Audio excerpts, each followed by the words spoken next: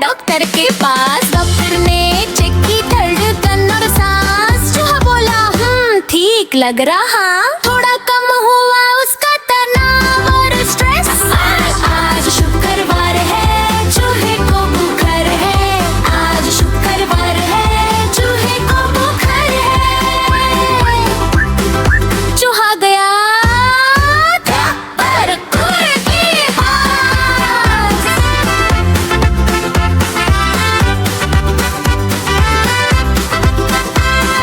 चूहा गया डॉक्टर के पास। डॉक्टर ने कराई खून की जांच। चूहा बोला माँ थोड़ा सा डर गया। आज शनिवार है, चूहे को बुखार है। आज शनिवार है, चूहे को बुखार है। चूहा गया डॉक्टर के पास।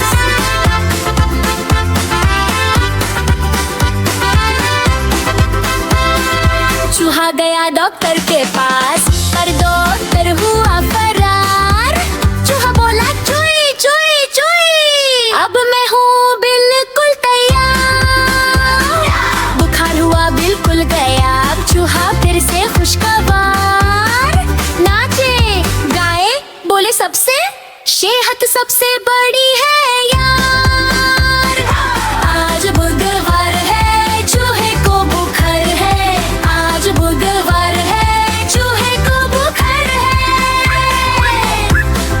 चूहा गो डॉक्टर के पास।